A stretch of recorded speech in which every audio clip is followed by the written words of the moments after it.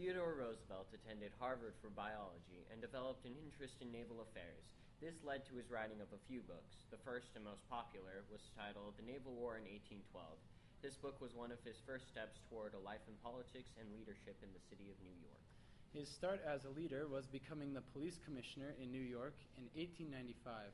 A few years later, he campaigned and became the governor of New York in 1898.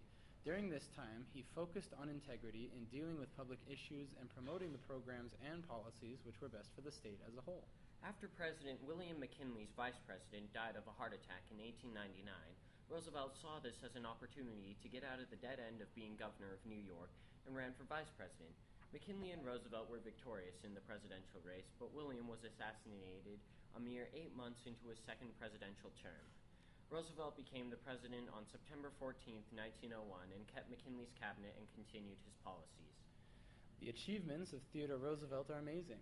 As the most youthful U.S. president ever, he was not anticipated that he would have the knowledge to shape arrangement as much as he did.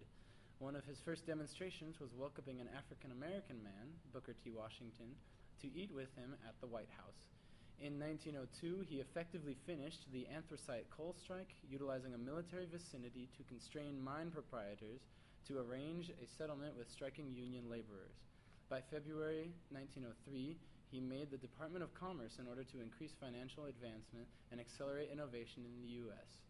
Around the same time, he additionally marked the Elkins Anti-Rebate Act, restricting rail lines from giving tremendous effective customers a great discount on their shipments, and determined the Alaskan limit debate in connection to Lynn Canal. In 1904, his Panama bargain was approved and his Roosevelt corollary to the Monroe Doctrine was issued, which was a formal indication of his big stick policy. In 1905, he ended the Russo-Japanese War, earned the Nobel Peace Prize, made the U.S. Woodland Service Act, and destroyed the Beef Trust, and arranged Standard Oil. In 1906, he marked the Forest Homestead, Hepburn Rate, and Meat Inspection Acts, made various national landmarks, and marked the Antiquities Act. By 1907, he made 4 more national landmarks, delegated the Inland Waterways Commission, conceded Oklahoma as the 46th state, and authorized the Immigration Act. The year of 1908 saw the crisis of the Employers' Liability Act, assignment of the Grand Canyon and 6 other national landmarks, and the offer of the first U.S. postage stamp. By 1909, when his presidential term was terminated, it is reasonable that he celebrated by going on an African safari to unwind.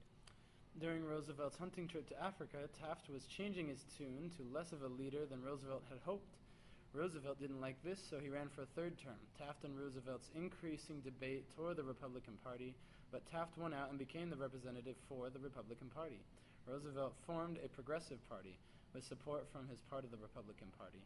During the 1912 election, both Roosevelt and Taft lost to the Democratic Party. Before Roosevelt's speech, someone attempted to assassinate him, but failed because the bullet was deflected by his eyeglass case. It embedded itself into his chest muscle, and Roosevelt refused to go to the hospital because he needed to deliver his speech, and he did. His opening comments to the gathered crowd were, "Ladies and gentlemen, I don't know whether you fully understand that I have just been shot, but it takes more than that to kill a bull moose." Roosevelt died in his sleep on January 5, 1919. It was said that he could have only died in his sleep because if he were awake, there would have been a fight. Through the accomplishments of Theodore Roosevelt, our nation turned into a worldwide force and a pioneer in protection and natural mindfulness. His legacy considers the protection and preservation of American characteristic assets, continuous worldwide acknowledgement in the political and monetary groups, and the capacity to give social and legal backing to the citizenry.